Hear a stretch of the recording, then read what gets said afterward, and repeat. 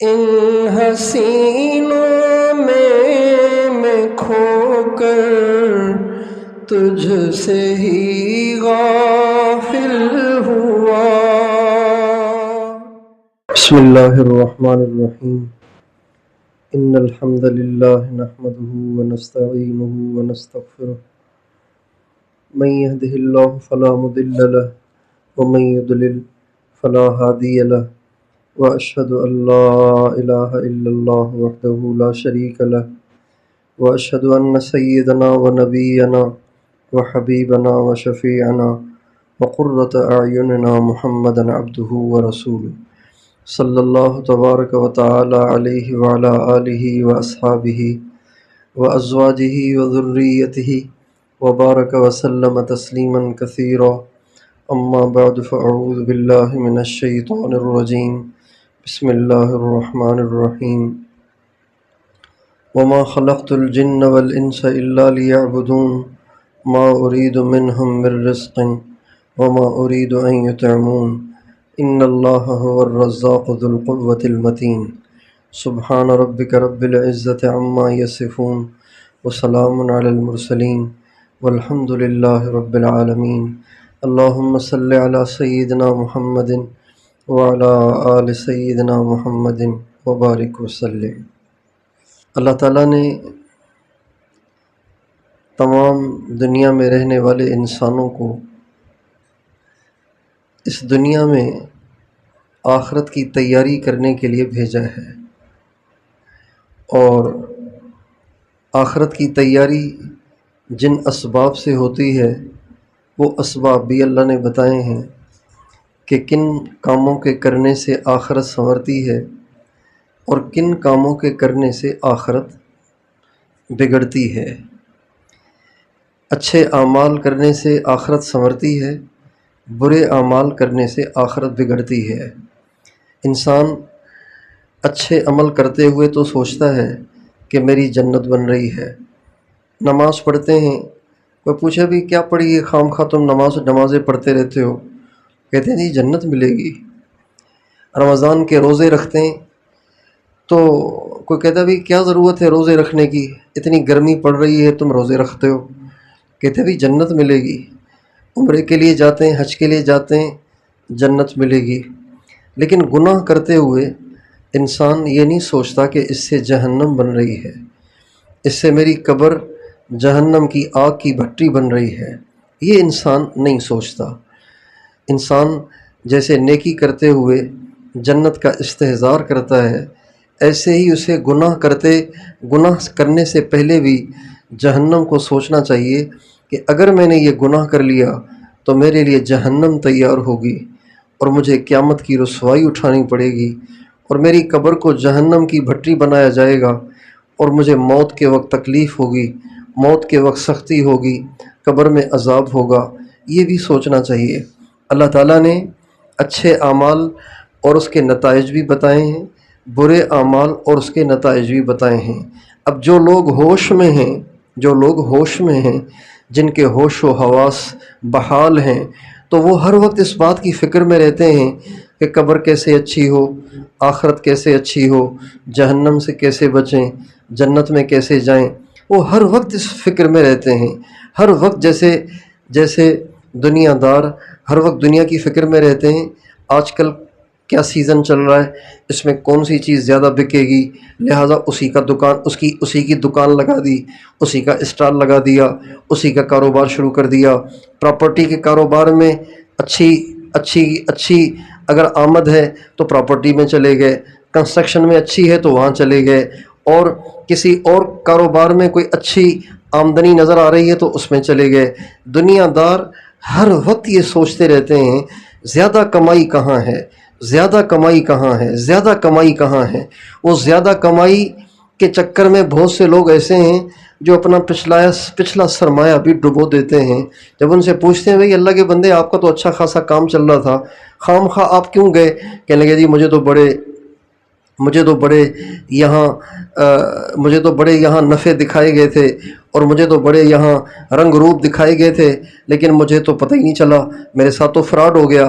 تو دنیا کے شوق میں جیسے دنیا والے ہر وقت لگے رہتے ہیں، اسی طرح جن لوگوں کے ہوش و حواس بحال ہیں، جن کے ہوش و حواس بحال ہیں، جن کا دماغ بھی کام کر رہا ہے، جن کا دل بھی کام کر رہا ہے، جن کی روح بھی تندرست ہے، انہیں ہر وقت اس بات کی فکر رہتی ہے میں اللہ کو اور زیادہ کیسے راضی کروں، اللہ کو اور زیادہ کیسے راضی کروں، اللہ کو اور زیادہ کیسے راضی کروں۔ نبی کریم صلی اللہ علیہ وسلم، آپ سے پہلے صحابہ، آپ کے اہل بیت، آپ کے صحابہ اور اولیاء جتنے اللہ والے ہوتے ہیں، ان سب کے ہوش و حواس بحال ہوتے ہیں، لہٰذا یہ ہر وقت اس فکر میں رہتے ہیں کہ ہم اللہ کو اور زیادہ کیسے راضی کریں۔ وہ ساری رات جاگ کر بھی، سارا دن روزے رکھ کر بھی، اور سب سے زیادہ نیکیاں کر کے بھی وہ مطمئن نہیں ہوتے، وہ کہتے ہیں اور کر لوں، اور کر لوں، اور کر لوں۔ انہی کو اللہ نے کہا ہے والسابقون السابقون اولئک المقربون، آگے بڑھنے والے یہی ہیں، آگے بڑھ جانے والے، اور یہی اللہ کے مقرب ہیں، یہی اللہ کے مقرب ہیں۔ والسابقون السابقون اولئک المقربون فی جنات النعیم ثلۃ من الاولین وقلیل من الآخرین۔ پہلے ہی اللہ نے بتا دیا کہ شروع کے زمانے میں، یعنی اہل بیت صحابہ کے زمانے میں، ایسے آخرت کی فکر کرنے والے، ایسے ہوش و حواس والے، ایسے جنت کا شوق رکھنے والے یہ زیادہ ہوں گے، لیکن جو آخری زمانہ ہوگا اس میں ایسے لوگ تھوڑے ہوں گے، زیادہ پہ دنیا کا نشہ سوار ہوگا، اور زیادہ کو دنیا کا شوق چڑھا ہوا ہوگا، آخرت کا شوق رکھنے والے تھوڑے سے ہوں گے۔ تو جن کے ہوش و حواس بحال ہوتے ہیں اور جن کا دل اور دماغ کام کرتا ہے، ان کو ہر وقت اس بات کی فکر رہتی ہے۔ چنانچہ نبی کریم صلی اللہ علیہ وسلم کی اپنی زندگی کو ہم دیکھتے ہیں کہ باوجود اس کے کہ آپ نبیوں کے سردار ہیں، باوجود اس کے کہ آپ نبیوں کے امام ہیں، باوجود اس کے کہ آپ کے ہاتھ میں جنت کی کنجی ہے، باوجود اس کے کہ سارے نبیوں پہ جنت حرام ہے جب تک آپ جنت میں نہ جائیں، باوجود اس کے کہ قیامت کے دن کسی کی نہیں سنی جائے گی، صرف آپ کی سنی جائے گی، باوجود اس کے کہ قیامت کے دن سب کی بولتی بند ہوگی، ایک حضور ہوں گے کہ جن کی اللہ کے ہاں سنوائی ہوگی اور جن کی اللہ کے ہاں سنی جائے گی، جو سب سے زیادہ انسانوں کو جہنم سے بچائیں گے اور گناہ گاروں کے لیے آسرا بنیں گے اور ان کے لیے پناہ گاہ بنیں گے، باوجود اس کے کہ نبی کریم صلی اللہ علیہ وسلم کی پوری زندگی ایسے واقعات سے بھری پڑی ہے کہ آپ کبھی بھی مطمئن ہو کے نہیں بیٹھ گئے کہ میں تو نبیوں کا سردار ہوں، میں تو جنت کا سردار ہوں، جنت کی چابی تو ہے ہی میرے پاس، لہٰذا بس میں نے تو فرض نمازیں پڑھ لی کافی ہیں، بلکہ آپ ہر وقت اپنے آپ کو تھکاتے تھے، کھپاتے تھے، اپنے آپ کو لگائے رکھتے تھے، کسی پل آپ کو چین نہیں ہوتا تھا۔ ایک رات کو آپ اماں عائشہ کے پاس لیٹے ہوئے تھے، لیکن اماں عائشہ کہتی ہیں ساری رات آپ بے چین رہے، بے قرار رہے، میں سوچتی رہی کہ آخر حضور سو کیوں نہیں رہے۔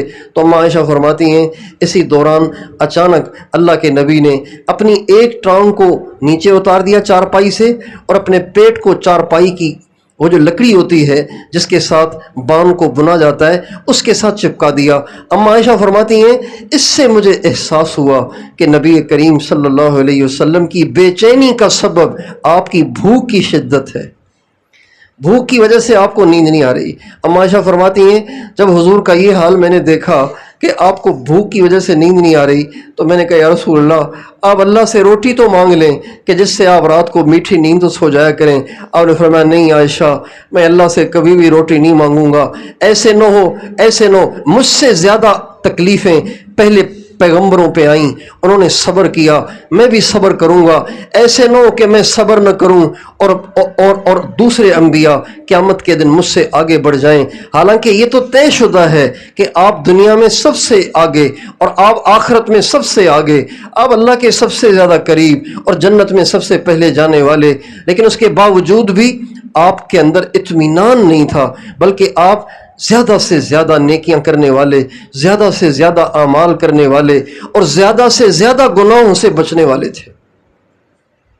نمازیں اتنی لمبی پڑھتے کہ بعض دفعہ گمان ہوتا کہ کہیں حضور کی روح تو پرواز نہیں کر گئی، سجدے میں جاتے تو اتنا لمبا سجدہ کرتے تھے، بعض دفعہ اتنا لمبا سجدہ کرتے کہ حضرات ازواج مطہرات کو اور بعض دفعہ صحابہ کو یہ گمان ہونے لگتا کہ کہیں نبی کریم صلی اللہ علیہ وسلم کی روح تو پرواز نہیں کر گئی، اتنے لمبے لمبے سجدے کیا کرتے تھے۔ رونا شروع کرتے تو عشاء کے بعد سے لے کے فجر تک روتے ہی چلے جاتے، روتے ہی چلے جاتے، روتے ہی چلے جاتے، روتے روتے آپ کے گال بھی گیلے ہو جاتے تھے، آپ کی داڑھی بھی تر ہو جاتی تھی، آپ کا سینہ بھی آنسوؤں سے گیلا ہو جاتا تھا، آپ کی گود بھی آنسوؤں سے گیلی ہو جاتی تھی، جہاں سجدہ کرتے آپ کے آنسوؤں سے وہ جگہ تر بتر ہو جاتی تھی، اتنا آپ روتے تھے۔ امام عائشہ رضی اللہ عنہ نے کہا یا رسول اللہ آپ آخر اتنا کیوں روتے ہیں؟ کیا آپ کے گناہ معاف نہیں ہوئے؟ کیا اللہ نے آپ کی گناہوں سے پہلے بخشش نہیں کر دی؟ آپ علیہ السلام نے فرمایا افلا اکون عبدا شکورا، عائشہ کیا میں اللہ کا شکر گزار بندہ نہ بنوں؟ یہ جو میں ساری رات روتا رہا، یہ میں شکر کر کے شکر کا اجر کماتا رہا، میں اللہ کا شکر کرتا رہا کہ اللہ نے مجھ پہ کتنی نعمتیں عطا فرمائی ہیں۔ اس لیے میری ماؤں بہنوں، ہم دنیا میں کھانے پینے، کمانے، پہننے، بننے، سنورنے، گھر بنانے اور کاروبار کرنے اور دنیا کو چمکانے نہیں آئے، ہم اس دنیا میں آئے ہی اس لیے ہیں کہ اللہ ہم سے راضی ہو جائے اور ہم زیادہ سے زیادہ آخرت کی تیاری کریں، زیادہ سے زیادہ آخرت کی تیاری کریں۔ اللہ تعالیٰ پورے سال میں مختلف موقعوں پر اپنے بندوں اور بندیوں کی آخرت کو سنوارنے کے لیے مختلف مواقع دیتے رہتے ہیں، مختلف ایام اور مختلف لمحات اور مختلف راتیں بھیجتے رہتے ہیں جن میں بندے آخرت کی زیادہ سے زیادہ کمائی کر سکتے ہیں، آخرت کی زیادہ سے زیادہ کمائی کر سکتے ہیں، اللہ کو زیادہ سے زیادہ راضی کر سکتے ہیں۔ چنانچہ انہی ایام میں سے ذوالحج کا پہلا عشرہ بھی ہے، ذوالحج کا پہلا عشرہ، ذوالحج کے پہلے 10 دن، یکم ذی الحجہ سے لے کے 10 ذی الحجہ تک، یہ 10 دن اللہ تعالیٰ کو اتنے محبوب ہیں کہ آپ علیہ السلام نے ارشاد فرمایا مل عمل فی ایام العشر افضل من العمل فی ہذہ، آپ نے فرمایا دنیا کے کسی دن میں کیا ہوا عمل اتنا افضل نہیں ہے جتنا وہ عمل افضل ہے جو ان 10 دنوں میں کیا جاتا ہے۔ ان 10 دنوں میں کیے ہوئے عمل کے برابر دنیا کے کسی دن کسی رات میں کیا ہوا عمل نہیں ہو سکتا۔ صحابہ نے پوچھا ولل جہاد یا رسول اللہ، کیا اگر کسی نے جہاد کیا ہو تو وہ بھی ان دنوں میں کیے ہوئے عمل کے برابر نہیں ہو سکتا؟ آپ نے فرمایا نہیں، جہاد بھی اس کے برابر نہیں ہو سکتا۔ ہاں اگر کوئی مجاہد ایسا ہو کہ جس کی جان اور جس کا مال اور جس کا سب کچھ اللہ کے راستے میں قربان ہو جائے اور وہ جائے جان اور مال کو لے کر اور واپس کچھ بھی نہ آئے، جان بھی دے دے، مال بھی دے دے، سب کچھ لگا دے، تو وہ مجاہد تو خیر شہادت کے درجے کو پہنچ جاتا ہے، ورنہ صرف اکیلا جہاد اس کا اجر بھی اتنا نہیں ہے کہ جتنا اجر اس عمل کا ہے جو ان 10 ایام میں کیا جاتا ہے۔ اس لیے اللہ والے نیک لوگ جن کے ہوش و حواس بحال ہیں، جن پہ دنیا کا نشہ طاری نہیں ہوا اور جن کو دنیا نے اپنا دیوانہ ابھی نہیں بنایا ہوا اور گناہ کر کر کے جن کے دل سیاہ نہیں ہوئے اور ابھی انہیں آخرت کا شعور ہے، ابھی انہیں جہنم جنت کا شعور ہے، ابھی انہیں اللہ کے سامنے پیشی کا شعور ہے، ابھی انہیں اپنے مقصد کا شعور ہے، تو وہ ان ایام میں زیادہ سے زیادہ نیکیاں کرتے ہیں۔ اور آپ علیہ السلام کا یہ بھی ارشاد ہے کسی دن میں کیا ہوا کوئی عمل اللہ کے نزدیک اتنا عظیم شان نہیں ہے اور اتنا محبوب نہیں ہے جتنا کہ محبوب اور عظیم شان ان 10 دنوں میں کیا ہوا عمل ہے۔ پھر آپ نے فرمایا چونکہ ان ایام میں کیا ہوا عمل اللہ تعالیٰ کو بہت محبوب ہے، لہٰذا آپ فرماتے ہیں فَأَكْثِرُوا فِيهِنَّ مِنَ التَّسْبِيحِ وَالتَّهْلِيلِ وَالتَّكْبِيرِ وَالتَّحْمِيدِ، لہٰذا ان دنوں میں سبحان اللہ کی بھی کثرت کرو، لا الہ الا اللہ کی بھی کثرت کرو، اللہ اکبر کی بھی کثرت کرو اور الحمدللہ کی بھی کثرت کرو۔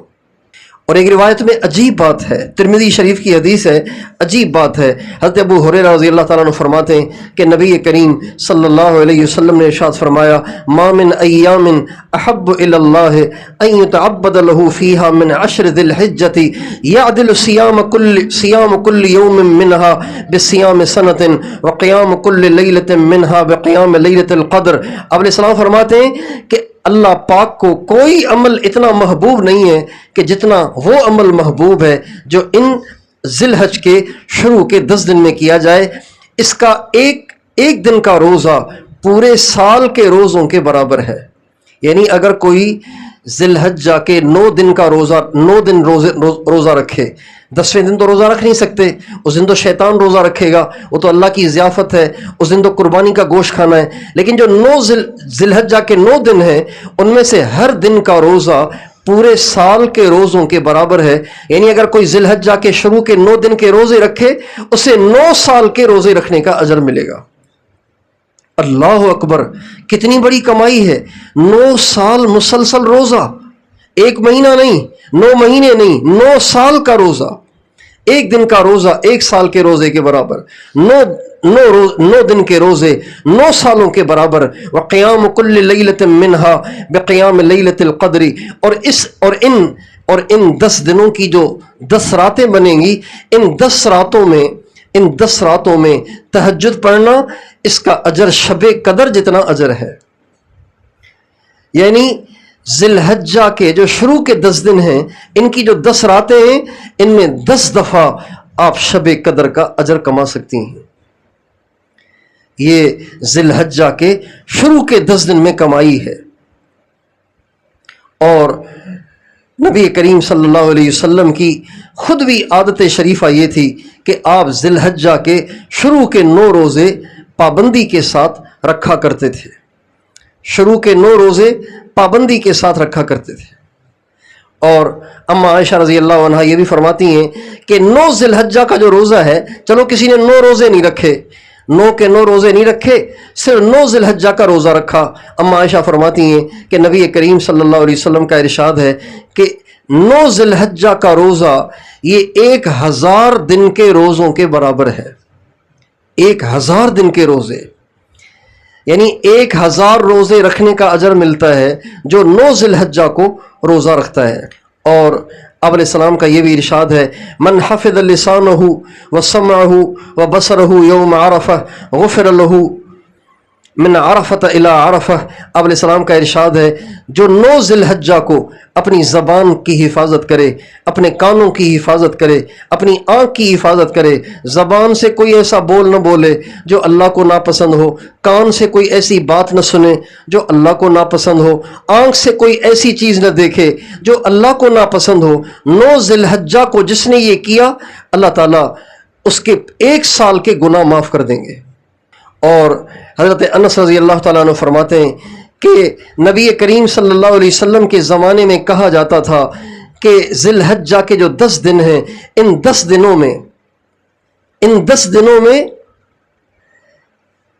دنوں میں 10 سال کا اجر کمایا جا سکتا ہے۔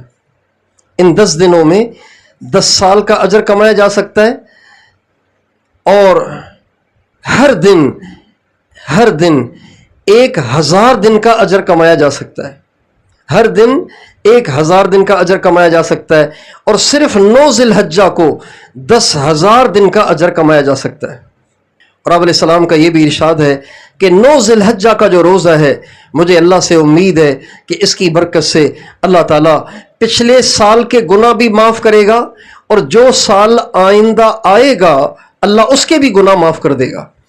اسلامی کیلنڈر کے لحاظ سے جو سال شروع ہوتا ہے وہ محرم سے شروع ہوتا ہے، تو یعنی ذی الحجہ پہ ختم ہوتا ہے، تو اس ذی الحجہ پر جو ہمارا سال ختم ہو رہا ہے یعنی 1447، اللہ تعالیٰ اس کے گناہ بھی معاف کر دے گا، پچھلے سارے سال کے گناہ معاف کر دے گا، اور 1448 کا جو سال آئے گا اللہ اس کے بھی سارے گناہ معاف کر دے گا جو 9 ذی الحجہ کو روزہ رکھے گا۔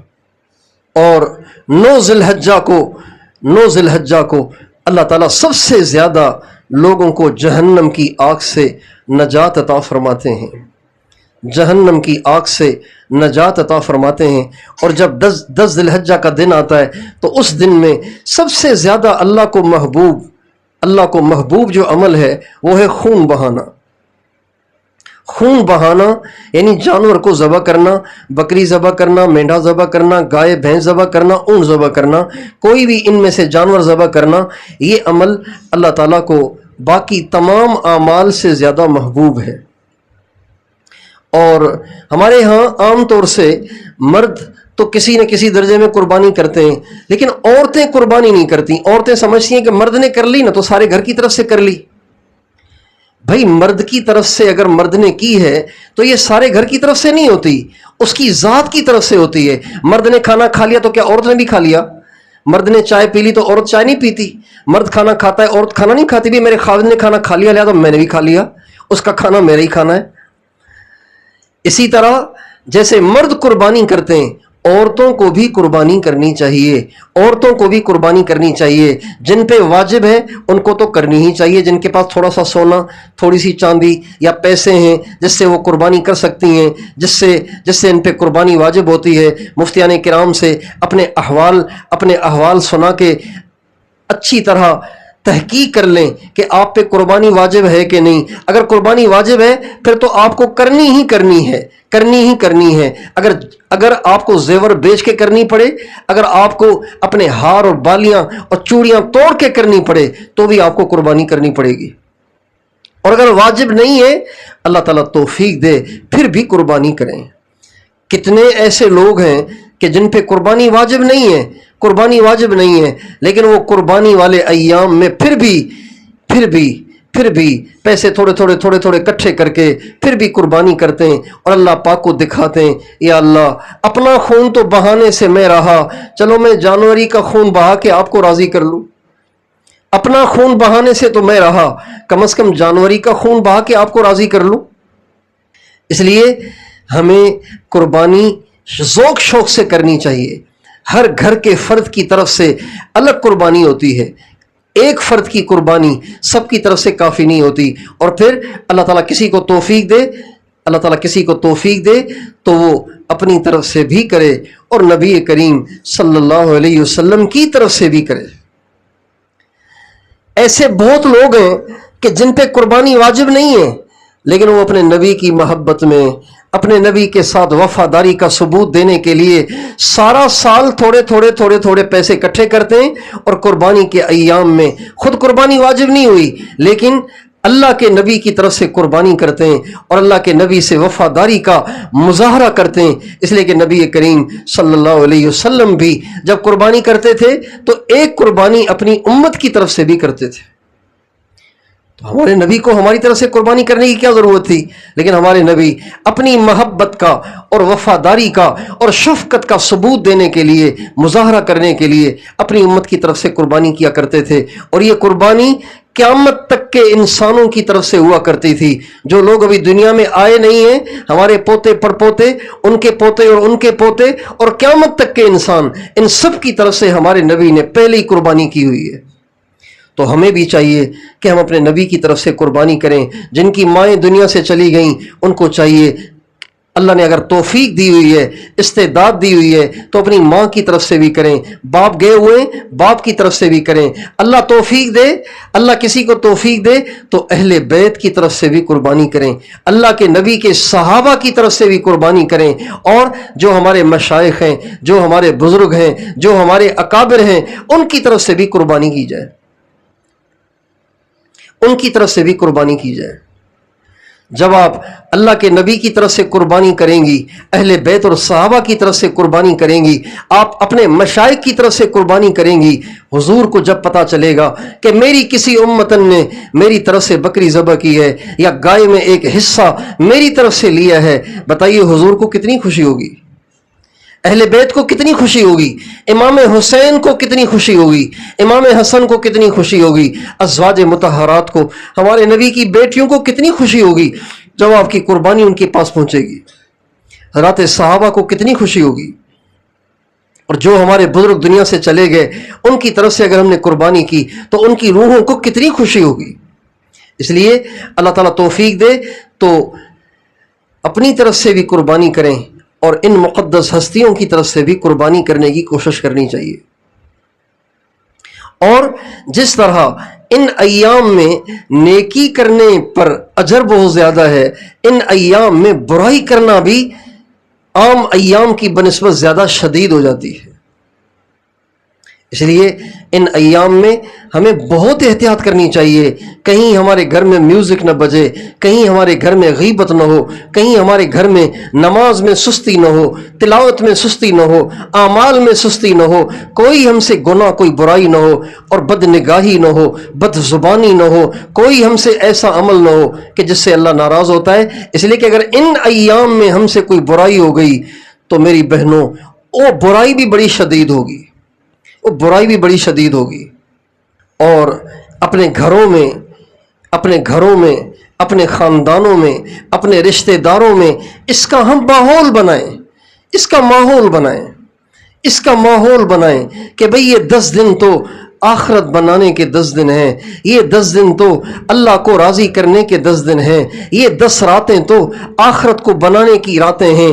ان راتوں میں ہماری تہجد قضا نہیں ہونی چاہیے، ان راتوں میں بھی تہجد قضا ہوئی تو گویا ہم نے شب قدر قضا کر دی۔ ان راتوں میں بھی اگر ہماری آنکھ نہ کھلی گویا شب قدر میں ہماری آنکھ نہ کھلی، اور شب قدر کا اجر اگر کسی کو مل رہا ہو اور وہ نہ اٹھے تو بتائیے کتنی بد نصیبی کی بات ہے۔ اس لیے اس بات کی کوشش کریں کہ ان ایام میں ہم سے کوئی گناہ نہ ہو اور کوئی نیکی ہم سے فوت نہ ہو۔ جو لوگ اللہ سے تعلق چاہتے ہیں، اللہ سے محبت چاہتے ہیں، آخرت کو سنوارنا چاہتے ہیں، ان ایام میں معمولات کا خوب اہتمام کریں، خوب مراقبہ کریں، خوب ذکر کریں، خوب تلاوت کریں، خوب تسبیح پڑھیں، خوب استغفار پڑھیں۔ اس لیے کہ یہ دن ہیں ہی کمائی کے، ایک دن 1000 دن کے برابر، اور ذوالحج کا دن 9000 دن کے برابر۔ اللہ اکبر، یہ کتنی بڑی کمائی ہے۔ افسوس کہ آج دنیا کے لیے ہم اتنے دیوانے ہو جاتے ہیں، اور دنیا کو کمانے کا اور دنیا کو بنانے کا ہمیں اتنا شوق ہوتا ہے، اور آخرت بنانے کا شوق ہی نہیں، آخرت میں ترقی کرنے کا شوق ہی نہیں، اللہ کے قریب ہونے کا شوق ہی نہیں، اپنی قبر کو زیادہ سے زیادہ منور کرنے کا شوق ہی نہیں۔ ابھی ہم رمضان المبارک میں عمرے پہ تھے تو ہمارے ساتھیوں میں سے، سلسلے کے ساتھیوں میں سے ایک ساتھی ہمارے ساتھ تھے۔ جب ہم مکہ مکرمہ پہنچے نا تو کہنے لگے ہم یہاں کتنے دن رہیں گے؟ ہم نے کہا جی 9 دن رہیں گے۔ کہنے لگے کہ میں نے جو بیعت کی ہوئی ہے، میرا دل چاہتا ہے کہ میں اپنے سلسلے کے تمام بزرگوں کی طرف سے عمرہ کروں۔ میں نے کہا بھئی سلسلے کے ٹوٹل نام تو بنیں گے 41، ٹوٹل نام بن رہے ہیں 41، تو اب 41 ناموں کی طرف سے آپ کو 41 عمرے آپ کیسے کر پائیں گے جبکہ دن ہی 9 ہیں؟ اور رمضان میں تو اتنا رش ہوتا ہے کہ ایک عمرہ بھی آدمی کر لے تو تھک کے انسان چور ہو جاتا ہے، اتنا رش ہوتا ہے رمضان میں۔ کہنے لگے آپ مجھے اجازت دے دیں، اللہ میری مدد کرے گا۔ میں نے کہا ایسے کریں، آپ ایک عمرہ سب کی طرف سے کر لیں۔ میں اس کی جان بچانے کے اس میں تھا کہ اس بیچارے کو پریشانی نہ ہو، تکلیف نہ ہو، لیکن انہوں نے کہا نہیں، اگر آپ منع کرتے ہیں تو منع ہو جاؤں گا، لیکن آپ اجازت دے دیں تو آپ کی مہربانی ہوگی۔ میں نے کہا ابھی اللہ آپ کو ہمت دے، ٹھیک ہے، آپ کا شوق ہے تو بے شک کر لیں۔ اللہ کی شان 9 دن وہ نظر ہی نہیں آیا، نہ ہوٹل میں، نہ بیت اللہ میں، نہ مسجد عائشہ میں رضی اللہ عنہا میں، نہ کہیں اور، نہ کہیں آتے نہ کہیں جاتے۔ ہم پریشان کہ بھئی اتنے دن ہو گئے، ہمارا ساتھی کہاں غائب ہو گیا، پتہ نہیں کہاں غائب ہو گیا۔ اتنے دن گزارنے کے بعد اچانک وہ نمودار ہوا تو میں نے پوچھا کہ بھئی آپ اتنے دن کہاں چلے گئے، کھاتے کہاں تھے، پیتے کہاں تھے، سوتے کہاں تھے، ہوٹل ہمارے پاس، تمہارا سامان ہمارے پاس، تو تم کہاں تھے اتنے دن؟ کہنے لگے میں نے عمرے کیے اور سلسلے کے تمام بزرگوں کی طرف سے 41 عمرے کیے، نبی پاک علیہ السلام کی طرف سے، نبی پاک علیہ السلام سے لے کے عبداللہ تک، میں نے 41 آدمیوں کی طرف سے ہر ایک کی طرف سے الگ الگ عمرہ کیا. اماں فاطمہ کی طرف سے الگ کیا, اماں عائشہ کی طرف سے الگ کیا, اماں خدیجہ کی طرف سے الگ کیا, حضرت امام حسن حسین کی طرف سے الگ کیا, سلسلہ چشتیہ کے بزرگوں کی طرف سے الگ کیا, سلسلہ قادریہ اور سہروردیہ کی طرف سے الگ الگ کیا. اور کہنے لگے میں نے 57 عمرے کر لیے. 57 عمرے, 50 اور 60. تو میں نے کہا سوتے کیسے تھے؟ کہنے لگے مسجد حرام سے گاڑی میں بیٹھتا اما عائشہ والی مسجد کی طرف جانے کے لیے تو 20 منٹ میں گاڑی پہنچتی تھی. گاڑی میں چلتے ہوئے 20 منٹ بیٹھ کے سیٹ پہ سو جاتا تھا. پھر احرام پہن کے جب میں مسجد حرام آتا تو راستے میں آتے ہوئے سو جاتا. 20 منٹ جاتے ہوئے 20 منٹ آتے ہوئے. ایک عمرے میں یہ میری آدھا گھنٹہ 40 منٹ نیند ہو جاتی تھی. روزانہ میں 5 عمرے کرتا تھا, 5 عمرے کرتا, 6 عمرے کرتا, روزانہ کرتا. تو بس آتے جاتے 20-15 منٹ, 20 منٹ 15 منٹ, 20 منٹ 15 منٹ, اس میں جو میری نیند ہو جاتی میں نیند کرتا رہا. اور اللہ پاک نے مجھے توفیق دی, میں نے 57 عمرے کر لیے. والسابقون السابقون اولئک المقربون فی جنات النعیم ثلۃ من الاولین وقلیل من الآخرین. اللہ تعالیٰ فرماتے ہیں آگے بڑھنے والے ہی آگے بڑھتے ہیں اور یہی اللہ کے قریب ہوتے ہیں, یہی اللہ کے قریب ہوتے ہیں.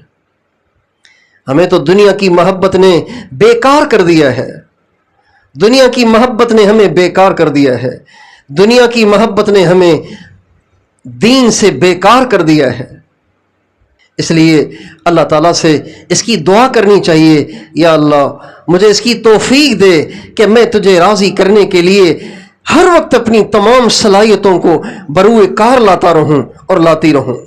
ہمارے نبی کی دعا ہے اللہم وفقنی لما تحب وترضى من القول والعمل والفعل والنیت والہدی انک علی کل شیء قدیر.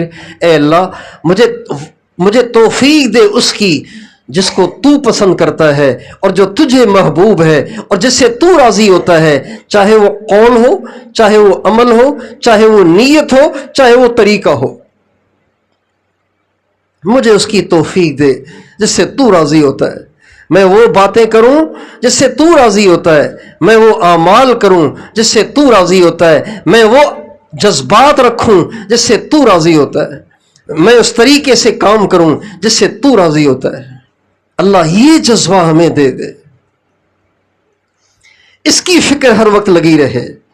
یہ وہ لوگ ہیں جن کے ہوش و حواس بحال ہیں, اور باقی نماز میں سستی, ذکر میں سستی, تلاوت میں سستی, آخرت کی تیاری میں سستی, ہر وقت دنیا کی دھن اور دنیا کی فکر سوار, کپڑے ایسے, زیور ایسے, جیولری ایسی, میک اپ ایسا, کیسی لگ رہی ہوں, کیسا لگ رہا ہوں, ہر وقت اس فکر میں لگنا, گھر ایسا, کپڑے ایسے, سواری ایسی, بچے ایسے, نوکری ایسی, کاروبار ایسا, ہر وقت اس دھن میں رہنا. یہ ہوش والوں کے جذبات نہیں ہیں, یہ ان لوگوں کے جذبات ہیں جن کو شیطان نے دنیا کے چکر میں ڈال دیا ہے, جن کو شیطان نے دنیا کا دھوکہ دیا ہوا ہے. اللہ تعالیٰ فرماتے ہیں یا ایھا الناس, اے دنیا بھر کے انسانوں, اے دنیا بھر کے انسانوں, ان وعد اللہ حق فلا تغرنکم الحیات الدنیا ولا یغرنکم باللہ الغرور. اے دنیا بھر کے انسانوں, اللہ کا وعدہ سچ ہے, حق ہے. ایک دن تمہیں مرنا ہے, اللہ کے سامنے پیشی دینی ہے, اللہ کے سامنے پیش ہونا ہے, اپنے کیے کرائے کا آپ کو بدلہ دیا جائے گا. لہٰذا دنیا تمہیں دھوکے میں نہ ڈالے, کہیں دنیا کے چکر میں آ کے تم آخرت کی تیاری سے غافل نہ ہو جانا, اور نہ شیطان تمہیں دھوکے میں ڈالے. جنہیں ہر وقت دنیا بنانے کی فکر لگی ہوئی ہے, یہ شیطان کے نرغے میں آئے ہوئے ہیں, یہ شیطان کے چکر میں آئے ہوئے ہیں, ان کو شیطان نے پھنسا دیا ہے. اللہ ہمیں دنیا کے نشے سے نکالے, اللہ ہمارے ہوش و حواس بحال کر دے کہ ہم آخرت کی فکر کریں. اب گرمیاں آ گئی ہیں نا, گرمیاں آ گئی ہیں, اب سب کو فکر ہے کہ جی بجلی ہونی چاہیے, اور بجلی تو ہے نہیں, لوڈ شیڈنگ زیادہ ہے, چلو سولر ہونا چاہیے, یو پی ایس ہونا چاہیے, جنریٹر ہونا چاہیے, اے سی ہونا چاہیے. کتنے لوگ ہیں ابھی ابھی یہ گرمی آ گئی ہے نا، اب کتنے لوگ ہیں جو صرف اپنی کھال کو ٹھنڈا کرنے کے لیے، اپنے جسم کی چمڑی کو ٹھنڈا کرنے کے لیے چوری کر کے بجلی حاصل کریں گے اور اپنے جسم کی کھال کو ٹھنڈا کریں گے، بجلی چوری کریں گے، اے سی چلائیں گے، اللہ اکبر، اور دنیا میں شریف بن کے پھریں گے کہ ہم تو بڑے شریف لوگ ہیں، حالانکہ چور ہیں، شریف بن کے پھریں گے، بجلی چوری کر کے پنکھے چلائیں گے، بجلی چوری کر کے اے سی چلائیں گے۔ یہ کون ہے؟ یہ وہ ہیں جنہیں آخرت کا یقین نہیں ہے، جنہیں شیطان نے دھوکہ دے دیا ہے، اور جن کے دل دماغ پہ دنیا ایسی سوار ہوئی پڑی ہے کہ انہیں اس کا خیال ہی نہیں آتا کہ میں چوری کر رہا ہوں تو میں قیامت کے دن کیسے حساب دوں گا۔ اگر آج میں نے چوری کی بجلی سے جسم کو ٹھنڈا کر لیا تو جہنم کی گرمی سے ہم کیسے بچیں گے؟ قبر کی گرمی کو ہم کیسے دور کریں گے؟ آج چوری کی بجلی سے جسم ٹھنڈے ہو رہے ہیں، کل جہنم کی بھٹی میں، قبر کی آگ میں جلنا پڑے گا۔ اس دن روئیں گے کہ ہائے پنکھے پہ گزارا کر لیتے، ہاتھ کے پنکھے پہ گزارا کر لیتے، ہاتھ کے پنکھے پہ گزارا کر لیتے، کیا ضرورت پڑی تھی چوری کی بجلی سے اے سی چلانے کی؟ اس دن روئیں گے، پچھتائیں گے، لیکن خدائے پاک کی قسم کوئی فائدہ نہ ہوگا۔ کیسے حساب دیں گے یہ لوگ؟ کیا بنے گا ان کا؟ اس لیے میری ماؤں بہنوں، آج موقع ہے کہ ہم توبہ کریں، اللہ کو راضی کریں، اپنی زندگی کو ٹھیک کریں، اپنی زندگی سے وہ سارے کام ختم کریں کہ جو اللہ کو ناراض کرنے والے ہیں۔ کیا عورتوں کو پتہ نہیں چلتا کہ ان کے مرد کنڈیاں لگا کے اے سی چلا رہے ہیں اور فریج چلا رہے ہیں اور موٹر چلا رہے ہیں؟ کیا عورتوں کو پتہ نہیں چلتا؟ چلتا ہوگا، لیکن عورتوں کا بھی ذہن یہی ہے کہ ٹھنڈک چاہیے، بس ہمیں پانی چاہیے، بس ہمیں پنکھا چلنا چاہیے، چاہے حرام سے چلاؤ چاہے حلال سے چلاؤ۔ اگر یہ عورتیں حضرت بی بی فاطمہ رضی اللہ تعالی عنہا کی زندگی کو سامنے رکھتی تو کبھی بھی ان کے دل میں اس کا شوق نہ ہوتا کہ حرام طریقے سے ہمارے جسم کو ٹھنڈا کیا جائے۔ حضرت فاطمہ کے فاقے، ان کی بھوک، ان کی تنگی، ان کی قسم پرسی اگر ان کے سامنے ہوتی تو یہ کبھی بھی ایسا قدم نہ اٹھاتی، کبھی بھی اپنے گھر میں ایسا کام نہ ہونے دیتی۔ نبی کریم صلی اللہ علیہ وسلم کو معلوم ہوا کہ بیٹی بیمار ہے، آپ حال پوچھنے کے لیے ان کے دروازے پہ تشریف لے آئے، مگر آپ کے ساتھ کوئی اور بھی تھے، تو آپ نے فرمایا فاطمہ ذرا پردہ کرنا، میرے ساتھ کوئی اور بھی آ رہا ہے۔ تو اماں فاطمہ کہنے لگی ابو میرے پاس تو چادر ہی نہیں ہے اتنی کہ جس سے میں اپنا سر چھپاؤں۔